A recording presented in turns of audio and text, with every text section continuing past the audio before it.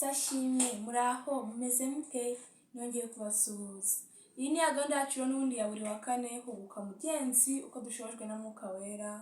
Imana ishimwe kandi ihabwe icyubahiro. Ni ukuri n'iby'igiciro kuko iduhaye amahirwe ndetse n'uburyo bwo guhuriramo twigana ijambo ry'Imana. Imana ibiherwe icyubahiro. Reka dusenge ubundi dutangire. Data, twongeye guca bugufi imbere yawe. Tugushimiye ubuntu bwawe neza, tugaragarizwa bwije nuko bukeye, izina rye riherwe icyubahiro. Shimwa ko waduhaye impano y'ubuzima, ukaba waturindiye ubuzima kugeza igihe nk'iki, ukaba wemerera umuvandimwe kongera guhura nanjye nta kindi kiduhuje ahubwo ari ukumva ijambo ryawe. Ni ukuri izina rye riherwe icyubahiro. Turakwinginze ngo tugenderere mwami, uze utwigishe, ugenderere umutima wese wumva iri jambo, usira ijambo risiga imbaraga muri we ryo kumuhindura. Nibigenda gutyo izina rye riherwe icyubahiro. Mwuka Wera avayo tubane utwumvishe, udusobanurire amagambo yawe kugira ngo tubashe gukizwa nayo. Nibyo nabasura nanjye byisabiye mu izina rya Yesu Kristo, amen. Tugiye kwiga amagambo turasanga mu gitabo cy'urwa mbere rwa Samweli, igice cya 17, turahera ku murongo wa mbere. Insanganyamatsiko y'iki gice cyacu kiravuga ngo ninde uri bubitwarire abantu bo muri iki gihe? Ninde uri bubitwarire abantu bo muri iki gihe? Ni ikibazo gikomeye cyane. Ko Aburahamu yari ahari akitwarira igihugu cya Sodomu, akakirira akakingingira, akavuga ati nibura habaye harimo 40 byagenda bite? Mana wahatabara, wahemera ntuharimbure. Havuga ati nyemera mvugira imbere yawe kugeza aho bigeze ku bantu 10. Imana avuga ati nimba hasanga sindi buharimbure. Ariko birangira harokotse Loti wenyine, ariko nibura yabonetse Aburahamu arabitwarira arabingingira. None abantu bo muri iki gihe dusohoyemo, ninde uri bubitwarire, ninde uri bubingingire ku Mana? Imana tugire neza kandi duhire. Ikaze rero mu kigisho cyacu turagisanga mu rwa mbere rwa Samweli igice cya 17 umurongo wa mbere. Hari amagambo avuga ngo, titire y'amagambo ngo Dawidi yica Goliyati. Dawidi yica Goliyati. Dusabe mu izina rya Yesu. Bukeye, ni inkuru ndende. Bukeye Abafilisitiya bateranye ingabo bateranye ingabo zabo kurwana, baziteraniriza isoko y'Ubuyuda, bagerereza kuri Efidamimu hagati y'isoko na Azeka. Sawuli n'Abisirayeli nabo baraterana, bagerereza mu kibaya cya Era, birema inteko kurwana n'Abafilisitiya. Abafilisitiya bahagarara ku musozi wo hakurya, Abisirayeli ku wo hakuno, hagati yabo hari ikibaya. Iki ni igihe Abafilisitiya n'Abisirayeli bari bashoje intambara, Abafilisitiya ku Bisirayeli, maze bamanurwa no kujya kurwanira muri kibaya. Ni isoko nyine, ni amazina nk'ay'ibibaya, ni ibice byaho niko byitwaga hari. Barahura bahuzwa no kurwana, bahuje no kurwana kuko Abafilisitiya bari baje gutera igihugu cya Isirayeli. Ngo bukeye mu rugero rw'Abafilisitiya havamo intwari yitwa Goliyati w'i Gati. Ikirere cye cyari imikono 6 n'intambwe imwe y'intoki. Yari yambaye ingofero y'umuringa, ku mutwe n'ikoti riboheshejwe iminyururu. Kuremera kwaryo kwari shekeli z'umuringa 5,000. Ku maguru yari yambaye ibyuma bikingira imirundi, kandi inigirije agacumu k'umuringa mu bitugu. Uruti rw'icumu rye rwari rumeze nk'igiti kiboheshwa imyenda. Kuremera kukigembegembe cyarwo kwari shekeli z'ibyuma 600.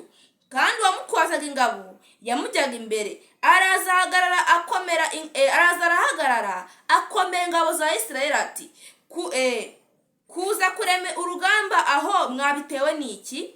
Mbese sindi Umufilisitiya, namwe ni muri abagaragu ba Sawuli? Ngaho nimwihitamo umugabo amanuka nsange. Mu rugerero rw'Abafilisitiya bari benshi, bari bazanywe no gutera Isirayeli, bari benshi, bari ikibazo kuri Isirayeli kuko bari waje kubarwanya, ariko havamo intwari imwe yari yambaye imbere n'inyuma yizengurukije kutabashaga gukomwa n'akantu kose. Izanwa n'iki? Gukomerera Abisirayeli. Irababwira ngo ntihagira uza. Kuki mwazanywe no guteza intambara hano? Mwabitewe n'iki? Uyu Goliyati rero tugiye kuva mu ishuri kureba nk'umugabo w'igihangange wari uraha, wongere umurebe muri wowe, wongere witegereze Goliyati wawe ni uwuhe. Hari byinshi cyane byari bikugose, byari bije kugutera kugira ngo bigutsindire ubugingo, ariko havuyemo kimwe cy'intwari kiremere kigose imbere n'inyuma. Niyo umuntu akivuzeho urababara, kiza kizanywe no gukomera no kugutera ubwoba kuko wagerageje kukirwanya. Ngo nabasha kurwanya akanyica tuzaba abagaragu banyu. Arangira avuga ngo mbese sindi Umufilisitiya? Namwe ni muri abagaragu ba Sawuli? Ngaho nimwihitamo umugabo amanuka nsange. Byari ibintu bikomeye cyane kuko Abisirayeli bose ngo bari bahiye ubwoba. Nta muntu n'umwe wabasha guhaguruka arwanye n'uyu Goliyati. Igihugu cyose tekereza, uyu Goliyati yari yaranejeje igihugu cyose ku buryo nta muntu n'umwe wabasha guhaguruka ngo amurwanye. Arangije avuga ati mwebwe ni muri abagaragu ba Sawuli, nanjye ndi uwo mu Bafilisitiya. Nihagira umugabo wiyemeza, nihagira uza naze mwereke, maze ubundi nantsinda nzaba umugaragu we, ariko nanjye nimbatsinda muzaha abagaragu banjye n'imbata zanjye. Uyu Mufilisitiya nta mikino yari afite, icyo yifuzaga no guhindura ubwoko bwa Isirayeli imbata ze. Ngo nabasha kurwanya akanyica tuzaba abagaragu banyu, ariko nimumunesha nkamwica nimwe muzaba abagaragu bacu mudukorere. Umufilisitiya arongera aravuga ati nsuzuguye ingabo za Isirayeli uyu munsi, nimumpe umugabo turwane twembi. Urumva uyu Mufilisitiya arangije kuvuga abona nta n'umwe uteye gitwara ingaze, aravuga ati nsuzuguye ingabo za Isirayeli uno munsi. Nawe hari ibyaha byarakurenze, byaragusuzuguye, biraguhamagara ukabura ubutwari bwo kubirwanya ko nta mbaraga wifitemo. Nazo hakenewe umuntu ugomba kugaragaza itandukaniro muri iki gihe. Igihe abantu bose Goliyati yabahinduye abacakarabe, igihe abantu bose bahiye ubwoba bavuga ngo nimbikora gutya se kandi abandi babigenza gutya ngo bizagenda bite, reka mbabwire ngo ni Goliyati kandi twebwe uko tukamurwanya. Nitutamurwanya azadusuzugura, azaduhindura imbata ze, kandi ku iherezo ry'urugendo bizarangira tubuze ubugingo bwacu kuko twahisemo umugabane wa Goliyati. Sawuli n'Abisirayeli bose bumvise ayo magambo y'Umufilisitiya bariheba baratinya cyane. Sawuli n'Abisirayeli bose bari bateraniye aho bari benshi, ariko bumvisha amagambo y'uwo Mufilisitiya wiyemeje ubasuzugura akabakoza isoni, baratinya bose bariheba bagira ubwoba. Reka mbabwire ngo iki gihe cyacu n'ubundi amateka ari kwisubiramo.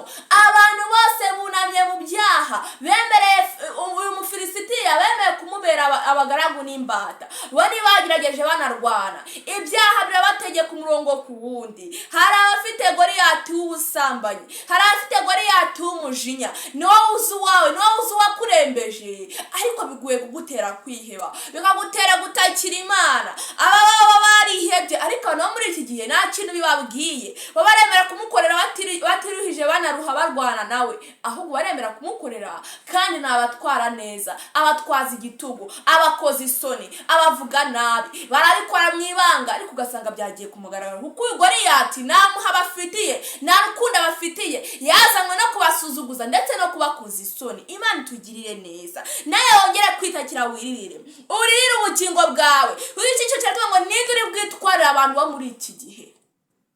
Kabandi bose Goliyati abagejeje ukuboko kwiwe, bose bari gukorera munsi y'ukuboko kwe. Abantu bose ko bunamye mu byaha, buri wese yunamye mu kiwe. Ninde uri witwarira abantu bo muri iki gihe ngo abashe kurwanya Goliyati amutsinde? Ninde ugiye kugaragaza itandukaniro? Ninde ugiye kugaragaza difference mu gihe nk'iki ngiki, agaragaze ko umugabo yakiranuka bigakunda? Nabahe bagabo bagiye guhaguruka bakarwana mu mbaraga z'Imana, bakarwanya Goliyati Goliyati bakamutsinda mu mbaraga z'ijuru. Nabahe bagore bagiye guhagaganya Goliyati w'ubwibone, Goliyati wo kwishyira hejuru, Goliyati w'amagambo. Nabahe basore bagiye bagarwanya Goliyati w'ubusambanyi, Goliyati w'ibiyobyabwenge, Goliyati wo kwibona. Nabahe bakobwa bagiye guhaguruka mu mbaraga z'ijuru bakarwanya Goliyati wabo, Goliyati wo kwifuza kubona iby'isi gusa, nta byifuzo byo gushaka iby'ijuru, Goliyati wagezwa muri musi wo kwambara ubusa, wo kugira intekerezo zidahamye hamwe.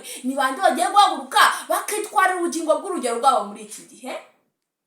Mani tugirire neza, kuko Goliyati yebeshe abantu benshi bahisemo kumuyoboka kuko babonye ko nta mbaraga afite zo kumurwanya. Ariko reka mbabwire ngo hari imbaraga mu maraso ya Yesu Kristo, hari imbaraga zishoboza umuntu gukiranuka, hari imbaraga zishoboza umunyabyaha gucika ku cyaha, hari imbaraga zishoboza umuntu gucika ububata bwa Goliyati akongera kubaho bundi bushya. Kandi Dawidi yari umwana wa Munyefurata w'i Betelehemu y'i Buyuda witwaga Yesayi. Kandi Yesayi yari afite abahungu 8. Ku ngoma ya Sawuli yari yageze mu zabukuru. Abahungu bakuru 3 ba Yesayi bari batabaranye na Sawuli. Amazina y'abo bahungu be 3 batabaye: uw'imfura ni Eliyabu, uw'ubuheta ni Abinadabu, uwa gatatu ni Shama. Dawidi yari umuhererezi, kandi bakuru uko bari 3 bari batabaranye na Sawuli. Ariko Dawidi yajyaga acuranga kwa Sawuli aragira inama za se i Betelehemu. Dore nguyu musore ugiye kugaragaza itandukaniro muri iki gihugu, aho abantu bose bahindishijwe umushyitsi na Goliyati, bavuga ngo ntabwo twabishobora, ngo busubu ngo ko ni nyiranuka ndi umusore, ngo bakabona nkora ibi ngibi, ngo kandi atarya abandi bakora bizagenda bitereka. Mbabwira ngo haguruka gitwari ugaragaza itandukaniro, ugaragaze ko umusore w'uburushyi yacyanka bigakunda, ugaragaze ko umugabo yabaho adaca inyuma abo bashakanye bigakunda, ugaragaze ko umugore yabaho ntabwibona afite kandi adakora ubusambanyi bigakunda, ugaragaze ko umukobwa yabaho yubaha Imana agategeza ko Imana yavuze ku bugingo bwe, atagiye mu busambanyi, atagiye mu bukozi bw'ibibi. Ni ukuri mureka duhaguruke tugaragaza itandukaniro. Impamvu igihugu cyose kihebeshejwe no guhinda umushyitsi batinya Goliyati ni uko habuze ubutwari, habuze icyizere cyo kwizera amaraso y'umwana w'intama, babuze icyizere cyo kwizera y'Imana yavuze ngo igihugu nzakibaha. Yari yakibahayeho mu isezerano,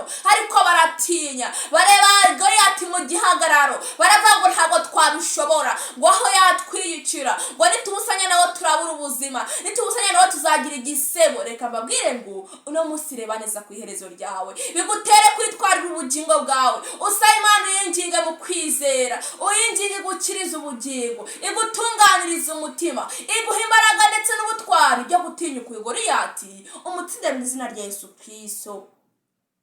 Nuko Umufilisitiya uko bukeye nuko bwije akabasatira, agenza atyo iminsi 40 yigaragaza. Reka mbabwire ngo uyu Goliyati uri mu buzima bwawe ntabwo azarekeraho. Uno munsi bitangira ivangonzo ya nsambana kuri Noheli gusa, ariko uyu Goliyati agenda gusatira, bikagera naho wumva utamara ukwezi udasambanye, bikagera naho wumva utamara ukwezi utanyweye inzoga, bikagera naho wumva utamara ukwezi utisha umuntu. Kubera ikize uyu Goliyati arasatira, ntabwo cyagiye wabikoresheje nk'ukina ukamuha urutoki gusa, wahita gukura byose akakurundurira mu cyaha. Reka mbabwire ngo uyu Goliyati ari gusatira. Bitangira umuntu ari umusore mwiza akajya mu bintu by'inzoga, avuga ngo nzanywa agacupa kamwe nkora akazi, bikarangira ageze naho umuntu w'umusore abura amafaranga yo kwigurira ishati yo kwambara. Kubera iki? Goliyati arasatira. Uko umwaka ushira undi ukaza azaguhenebereza, kuko ikintu kimwe arwara nacyo ni ugusiba ishusho y'Imana muri twebwe. Ahubwo Imana avuga mu itangira ngo turebe umuntu ase natwe, ibyo bintu biramubabaza, yifuza gusiba ishusho y'Imana muri twebwe. Uwo ni Satani nta wundi, niwe unyura muri ibyo byaha bikunesha. Reka nkubwire ngo nudabicika biri kugusatira kandi bizakugeza ahantu habi, ariko hariho ibyiringiro. Ubwo iri jambo rikugezeho hari ibyiringiro ko Kristo agiye kuguhindura, araguha ubutwari bwo kumurwanya. Nuwagusatira umunsi ku wundi, witinya, wikiheba. Ushobora kuba yeza no kuri urwo rugero wahindanye, unarigwa no gushakisha amafaranga yo gushakisha ibyo kurya byawe. Kubera iki warahenebereye? Ndababara cyane yo mbona abantu bancaho, ukabona umuntu ni umusore, ukabona umuntu ni umugabo, ariko aragenda asa n'ukambakamba asubiye mu bwana. Kubera iki? Ibiyobyabwenge byabaye byinshi mu mubiri, bimurusha imbaraga, ntabwo afite imbaraga zo gushakisha amafaranga ngo atunge umuryango we, uretse no kuwutunga nawe ntiyitunze. Ariko ikibabaje, ikigaragaza ko uyu mufilisitiya nta mpuhwe agira, naho ngaho aba bavuga ati icyampa udufaranga ngasubirayo. Imana itugirire neza. Uyu mufilisitiya ari gusatira umuntu wese, kandi icyo yifuza nuko umuntu wese yakuzuza igikombe cyo gukiranirwa maze agakatirwa urwo gupfa. Reka mbabwire ngo uno munsi naje kubabwira ijambo ry'ukuri. Imana yaje kubatangira, yaje kubagarurira aho mugeze, ngo muyigarukire mu kwizera, muyisabe. Nubwo waba waragize aho ngaho neza ku bupfapfa bwa nyuma, hari icyo Imana yifuza gukora ku bugingo bwawe. Hari ubutwari yifuza kukwambika, hari ugukiranuka yaguha, hari wewe wakwambara ukongera ugasubirana ubuzima, hari wewe wakwambara ukava aho ngaho habi wageze, hari wewe wakwambara ugahurwa icyaha ukakenga kandi ukakizinukwa. Imana itugiriye neza.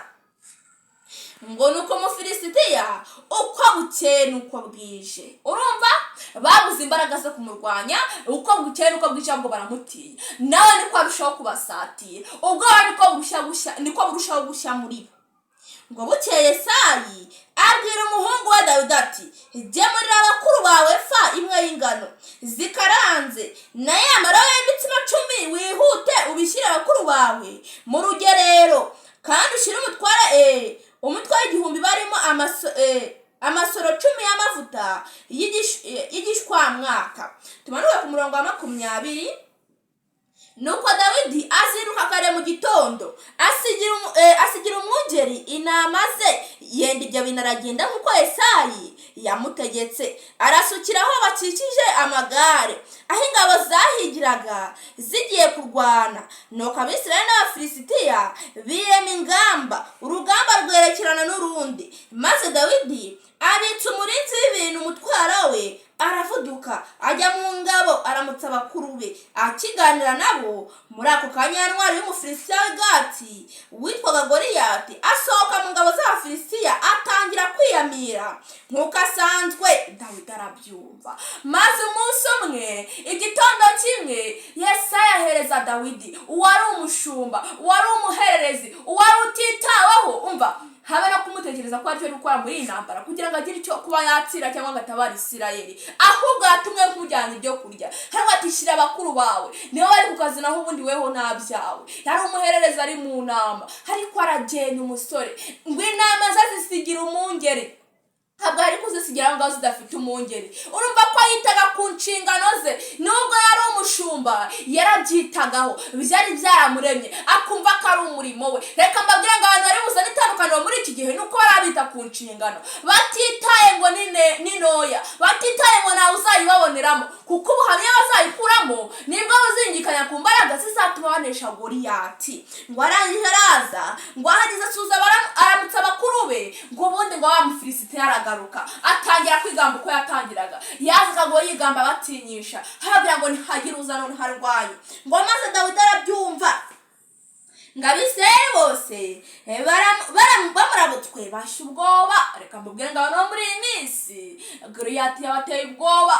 Buri wese aravuga ati ninyiranuka se nzareka kwambara na biriya, ninyiranuka se nzareka kunywa na biriya, ninamuka nemeje kuba umukristo nzareka n'ubusambanyi, kandi arumva arashaka kubigundira. Goliyati yamuteye ubwoba, amubujije gukizwa. Reka mbabwire ngo mwongere gusaba Imana mu kwizera. Kuki wemeye kuba imbata ye? Erega nta kindi yifuzaga ku Bisirayeli, yifuzaga ko yabatsinda maze bakaba imbata ze. Naho aho mwiyeguriye utiriwe unasaba, utiriwe uninginga, ariko uramusongera gusaba Imana. Sawa utabazi bwo gucika ubwo bubata, sawa utabazi bwo gucika muri ubwo bubata, kuko hariho ibyiringiro. Iyi si yaratuweho amagambo y'umuvumo igihe Satani yatezaga intambara mu ijuru, maze akavuga amagambo akomeye, amatangazo akomeye. Ubwo yikanarwa aje muri iyi si, havugwa amagambo akomeye cyane ngo mu ijuru nihaba amahoro, mu ijuru nihaba umunezero. Ariko wasiwe woweho ugushije ishyano. Ariko igihe umwami Yesu Kristo avukiraga muri iyi si, hongeye kuvuga amagambo y'ibyiringiro ku batuye isi bose, ku bari mu isi bose, babandi bari baratuwe umuvumo ngo ugushije ishyano. Havuzwe amagambo y'ubutumwa bwiza bw'umunezero mwinshi, haravuga ngo icyubahiro ku Mana kandi amahoro abe mu b'iyi si. Reka mbabwire ngo amaraso ya Kristo ashobora guhanagura imivumo yose uko yabingana, ikarande zose. Ibyo byose ujya wiziramo bipfuye. Imana ishobora kubihanagura. Wowe yiringiye uwo murimo watangira mu bugingo bwawe, yemere rifuza kuwusohoza. Yemere nubwo waba warageze kure, ntabwo waba warakoze bingana iki, naho waba warishe bangahe,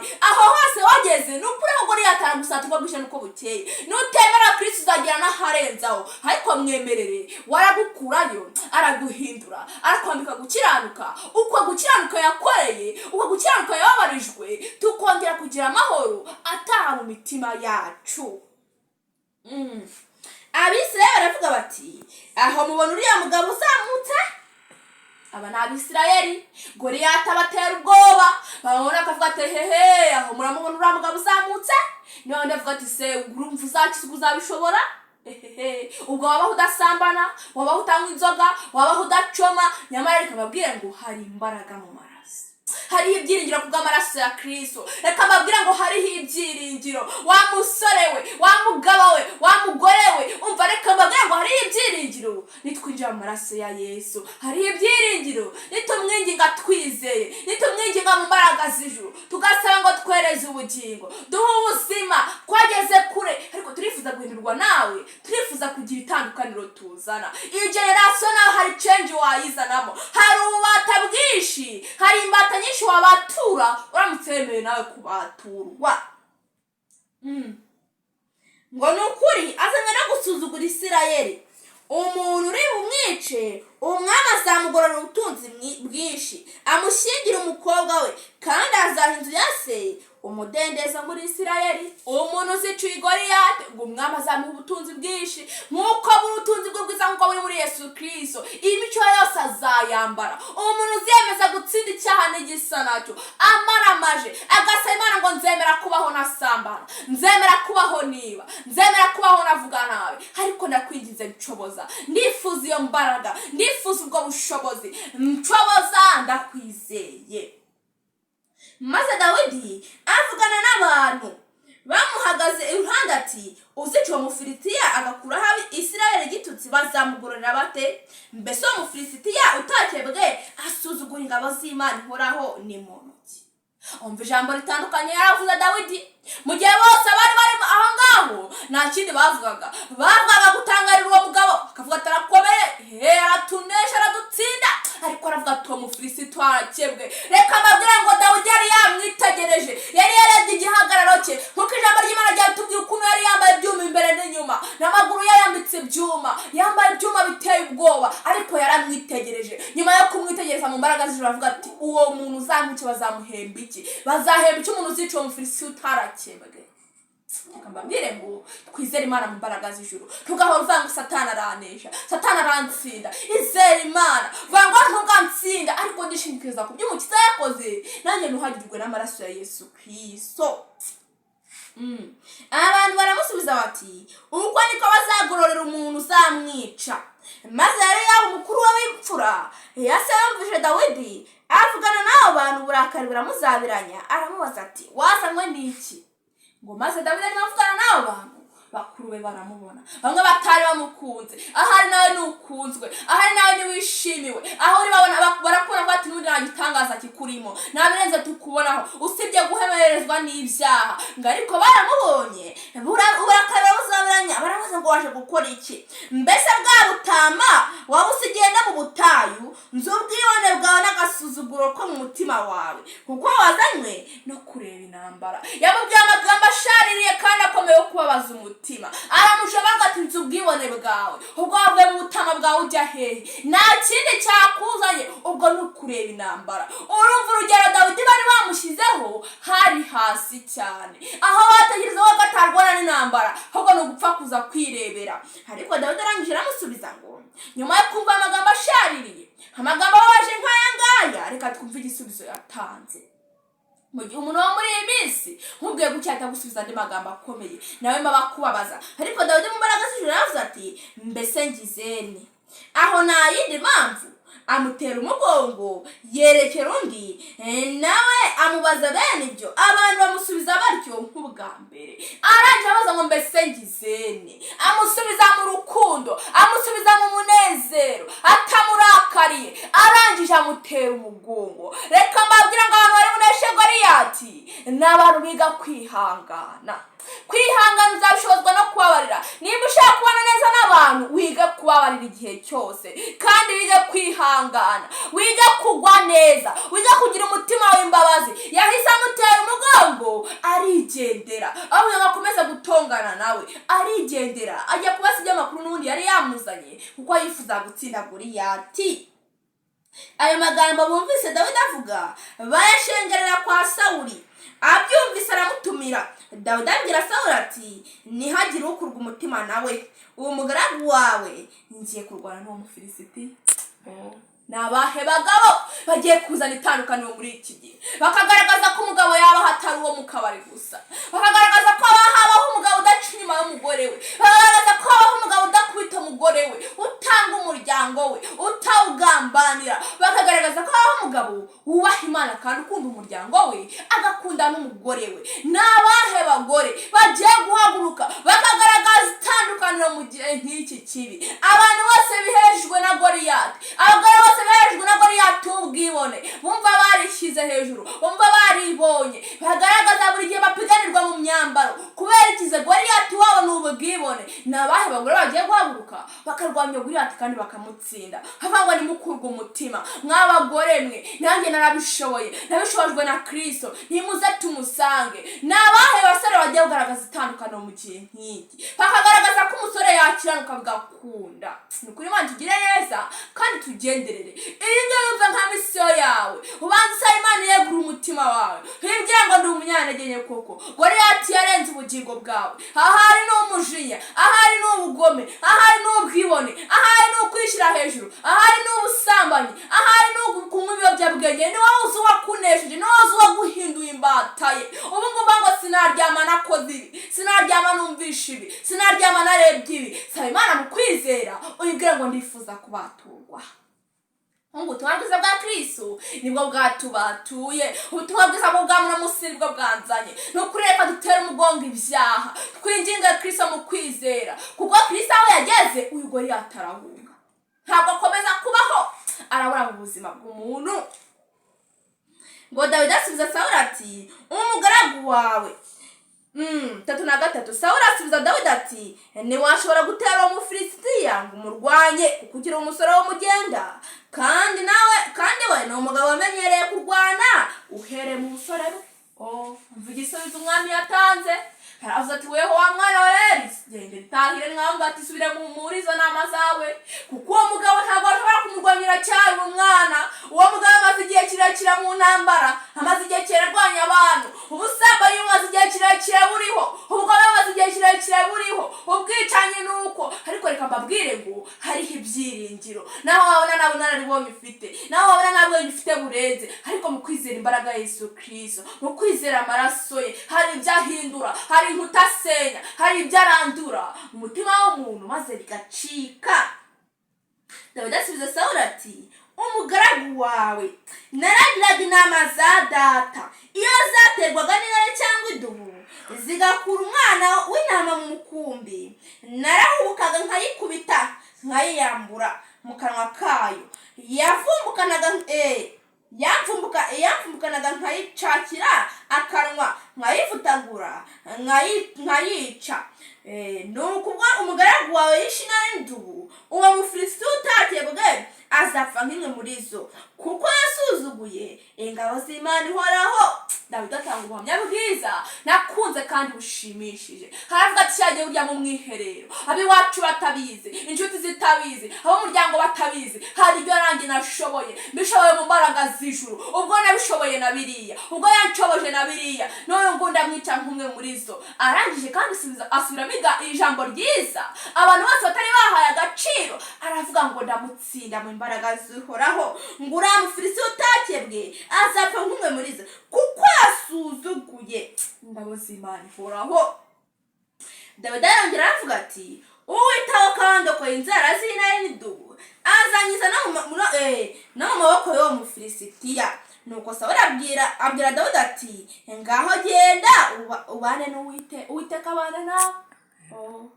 Arangije aramwitegereza rero utwari bw'uwo musore. Reka mbabwira ngo ibintu byari bitangaje, igihugu cyose bose cwe nta n'umwe wari guhagurukira kurwana n'uyu mufilisitiya, ariko umusore w'umugenda wagaragara ko atanazwi aturutse hese iyo mu nama kure, ntabwo azwi pe, ntabwo amenyekanye, ntatahita afite, ntabwo bamuzi, ariko arahagera yitegereza uwo mufilisitiya, ariko yari afite itandukaniro rikomeye cyane, hari icyo yibukaga mu mutima we. Abisirayeli bose bari bamaze kwibagirwa Imana ye, nta jambo yavanga risoza atavuze ngo asuzuguye Imana ihoraho. Yari azi Imana iyo ariyo, yari yarayisobanukiwe, kandi azi neza ko Imana itajya yihanganira umuntu yisuzuguye, noneho byongeye gusuzugura ubwoko bwayo. Arangije aramubwira ati ubwo wamaramaje, ubwo wabihisemo, ngaho genda Uwiteka abane nawe. Ni nkavuga ati genda, hari dushobora no kutabonana.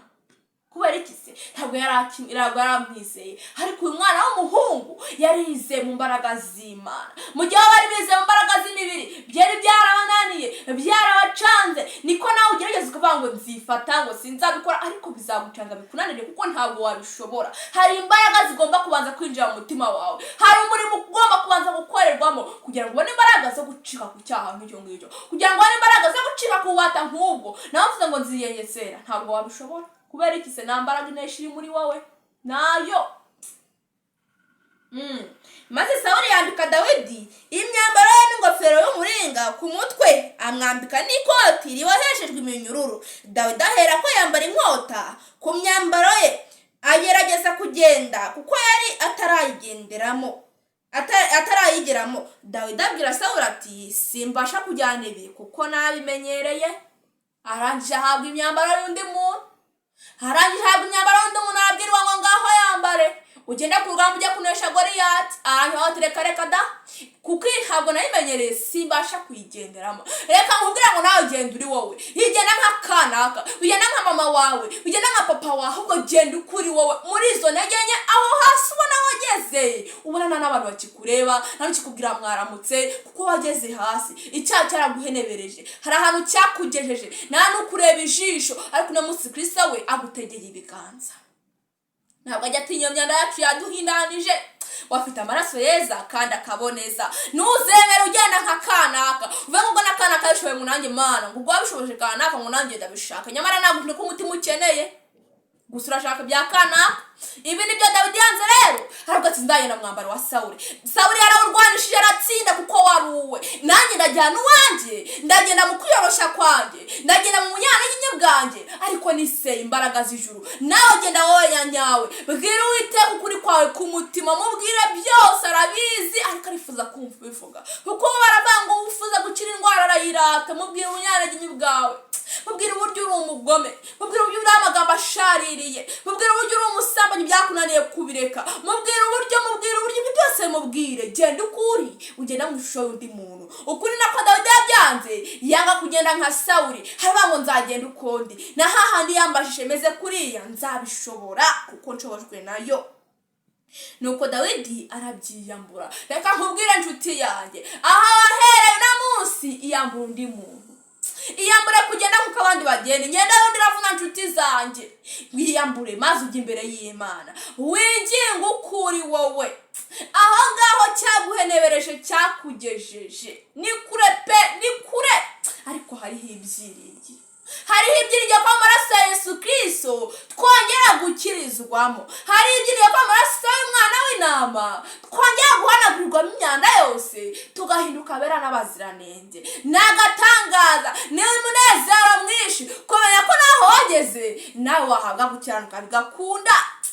Nibyo umunezero cyangwa nawe ukawusingira, kongera kugira amahoro n'umutuzo muri wowe, bikagutera kubaho ubuzima bunezerewe kandi bwishimye. Aherako asingira inkoni arayitwaza. Biregishe Dawidi yari yaramenyeje kubanza mu ntambara zose, si ukwambara ibyuma bikomeye, si ukwambara inkweto zikomeye, ahubwo yabanzaga ubuyobozi bw'Uwiteka mu ntambara ze zose. Arangije asingira ya nkoni, ubundi yitoraniza amabuye atanu mu kagezi, ayashyira mu ruhago rw'imvumba y'abashumba yari afite, kandi yari afite umuhumetso mu ntoki. Nuko yegera umufilisitiya, arangije atora ibuye rye. Nawe tora ibuye ryo kwizera kwawe, uhaguruka mu mbaraga z'ijuru, utsinde Goliyati wawe. Ngo umufilisitiya nawe araza asatira Dawidi, umutwaje ingabo amurangaje imbere. Uyu mufilisitiya yakomeje umurimo we yari yaramenyereye, asatira Dawidi, aza kumusatira ngo amugeze kure, kandi nyamara ntiyaramenye ko yavumbuye ko hariho ibyiringiro, ko mu mbaraga z'ijuru, mu buyobozi bw'Imana hajya habaho gutsinda umunyefilisitiya, maze umuntu akongera gukizwa, agahinduka uwabohotse ku cyaha, agahinduka uwabohotse ku mbata z'ibyaha. Ngo umufilisitiya aza akebaguza, abona Dawidi aramusuzugura kuko yari umusore w'umugenda w'inzobe w'uburanga. Umufilisitiya akiza aramuravuga ati si koko bara bose bananiwe kuza, none uyu nguyu aje nkande, bara bose baratinye, none uyu nguyu aje nkande. Arabisuzugura arakareba ati reka uyu nguyu ntacyo yantwara. Ariko reka mbabwire ngo uyu yari afite ibanga, kuko ijuru ryose ryari rimuhanze amaso. Yari agiye kugaragaza itandukaniro mu gihugu cyose, aho bose bari bahiye ubwoba, aho bose bari bihebye. Nawe nuhaguruka ijuru riraguhanga amaso, hari ibanga uri bugendane. Kristo ari mu mutima wawe, umwizeye mu mbaraga z'ijuru, wizeye kumutsinda, wizeye gutsindira muri we, nukuri mwirengiye jya mbere, witinya n'ibikanisho bikugira ngo ntuzabishobora, ngo nukizwa ntuzamara n'ukwezi. Wowe jya mbere, witinya uko Goliyati yakoba kugira ngo ntabwo ushobotse, ntuzabishobora. Mubwire ngo amaraso ya Yesu Kristo arashoboza. Ngo nuko umufilisitiya abaza Dawidi ati kunteranya inkoni, mbese ugira ngo ndibwa? Yapfuye kuvuga ibintu atazi, nyamara inkoni bwari ubuyobozi bw'Imana. Avuga ati kunteranya inkoni ugira ngo ndibwa? Umufilisitiya aherako akuye na Dawidi mu izina ry'Imana ze. Umufilisitiya abwira Dawidi ati ngwino nkubagire ibisiga byo mu kirere n'inyamaswa zo mu ishyamba. Dawidi abwira umufilisitiya ati wananye inkota n'icumu n'agacumu, ariko jyewe nguteye mu izina ry'Uwiteka Nyiringabo, Imana y'ingabo za Isirayeli wasuzuguye. Umufilisitiya amwivugaje ati ngaho ngwino nkubagire ibisiga. Nta kindi kintu Satani yifuza ku bugingo bwawe, ni ukuguhenebereza, akagucupiza mu byaha, akakugenda kugeza kure hahandi bizarangira uciriwe biteka, kuko ngaho intumbi zabiri niho n'inkongoro ziba zaba ziri. Nawe mpamvu ngo ndakubagira ibisiga. Undi nawe arababwira ngo waniranye amacumu n'agacumu, ariko jyeweho nguteye mu izina ry'Uwiteka Nyiringabo, Imana y'ingabo za Isirayeli wasuzuguye. Uyu munsi Uwiteka arakungabiza nkwice, nguce igihanga, kandi ndagaburira ibisiga byo mu kirere n'inyamaswa z'inkazi zo mu ishyamba, intumbi z'ingabo z'Abisirayeli, kugira ngo ab'isi yose bamenye ko muri Isirayeli harimo Imana. Ndashima Imana itangaje, ndashima Imana iyoboye, ndashima Imana yifuza gufasha umuntu wese ushaka guhaguruka agaragaza itandukaniro mu gihe nk'iki. Muri iyi generasiyo kugaragaze change, Imana irifuza kugufasha, irifuza kuguha ubufasha. Yavuze ikintu gikomeye avuga ngo ngiye kukurwanya, ndaguca igihanga, nguteye mu mbaraga z'ijuru. Sinyuje kukwirwanira, sinyuje kukunesha ku bwanjye, nta mbaraga mfite, ariko nizeye Imana ngo bityo amahanga yose amenye ko muri Isirayeli harimo Imana. Ntabwo avuze ngo amahanga yose amenye ko muri Isirayeli harimo umusore watsinze kandi ari mutoya. Ntabwo avuze ngo muri Isirayeli amenye ko hari akantu kari gacitse ariko karejeje Goliyati. Ahubwo yaravuze ngo Imana yo, ngo Abisirayeli bose amenye ko, abantu bose amenye ko muri Isirayeli harimo Imana. Nawe nuhinduka abo mwabanaga bazabimenya. Niyo mahanga akuzengurutse, kuko niba bari hafi niwawe nibo bakuzi, n'abakuzi cyagiye baracupiye, ariko zinyura kubona mu ishusho nshya niwemera Kristo akinjira mu mutima wawe. Kandi ngo iri teraniro ryose rimenye ko Uwiteka adakirisha inkota cyangwa icumu, kuko intambara ari iy'Uwiteka, kandi ari we uzabatugabiza. Yashakaga kugaragariza iryo teraniro ko intambara itarwanishwa n'amacumu, atari kwitwaza ibyuma byinshi, ahubwo intambara ni iy'Uwiteka. Nawe wagaragariza iteraniro bagenzi bawe, wa mugabo wagaragariza abagabo bawe ko umugabo yakiranuka bigakunda, wa mugabo wagaragariza, wa mugore wagaragariza abagore wawe ko umugore yaba hadafite ubwibone, ko umugore yaba atavuga amagambo adakwiriye, yamwanjwe n'ibidakwiriye. Wa musore wagaragaza ko umusore yabaho atajyana ngo n'ibyitwa ibigezweho, atajyana n'imyuka mibi y'ubutinganyi yinjiye, atajyana n'imyuka mibi yose iri kuzenguruka yinjira mu rubyiruko rwo muri iki gihe. Aba bakuzengurutse batinye Goliyati, wabatinyuka bareka ko muri Yesu Kristo hari imbaraga ihindura, ko umuntu yaba atanga inzoga bigakunda. nuko umufilisitiya ava aho yari ari aza guhura na dawidi. Dawidi ahuta yiruka yerekeye ingabo zabo ngo ahure n'umufilisitiya. Dawidi akaba mu mvumba ye, akuramo ibuye ararirekera, arikotora umufilisitiya mu ruhanga ririgitamo, yikubita hasi yubamye. Uko niko Dawidi yahanguje umufilisitiya ibure ry'umuhumetso, aramunesha, aramwica, kandi nta nkota Dawidi yari yitwaje. Dawidi aravuduka amuhagarara hejuru, asingira inkota ye, ayikura mu rwubati rwayo, aramuhorahoza rwose, ayimucisha igihanga. Nuko abafilisitiya babonye intwari yabo ipfuye, barirukanka. Imana ishimwe kandi ihabwa icyubahiro kubw'urukundo rwayo n'ineza. Biratangaje kandi biranejeje kubw'ibyo Imana idukorera. Imana yashoboje Dawidi gutsinda umufilisitiya. Reka kugira ngo nawe iraguha imbaraga mu kwizera, nawe fata ibuye mu kwizera, nawe gira imbaraga. Ongera ibihe by'amasengesho imbere y'Imana, uyinginge, uyitakire, uyisabe, kuko mu bakora nawe tubura imbaraga. Intwaro zacu ntabwo ari nk'iz'abantu, kuko izo ntwaro zigira umumaro imbere y'Imana yo gusenya ibikuta, bikabikora kugira ngo ibyo bitanabanira kutubuza kumva ijambo ry'Imana. Ni ukuri mukabera abagendere kandi abahire akomeze kudusobanurira ijambo ry'Imana, atugire neza, twumvishe, tujye imbere y'Imana tuyinginge mu kwizera tuneshereze. Nibyo nabasabira no musaranye byisabiye mu izina rya Yesu Kristo. Reka dusenge ubundi dusoze. Data, twongeye kugushima, tugushimiye ubuntu bwawe, tugushimiye ineza yawe. Ni ukuri watubanye twigisha amagambo akomeye cyane, ni ukuri izina ryawe riherwe icyubahiro. Mwami, nongeye kugusaba muri aya masaha ngo ugenderere umuvandimwe wumvishije ijambo. Hari ibyamuyobera, hari ibyamucanga, ariko Mwuka wawe hari icyo wakora, wakinjira mu mutima we ukamuha iby'ingenzi by'iwe akeneye, icyatumye iri jambo rimugeraho mu gihe nk'iki. Ni ukuri mugenderere Mwami, ongera kumwereka ibyo bidatunganye, ongera kumutsindira Goliyati we, muneshereje uwo wamunesheje, maze niyongera ku mwana wawe, izina rye riherwe icyubahiro. Humuriza ababaye ndetse n'abarwaye, nabongera kubamenyesha ko nta yindi mpamvu ahubwo wifuza ubugingo bwabo. Ubagire neza, bakugireho umugisha. Nibyo nabasaranye mbyisabiye mu izina rya Yesu Kristo, amen.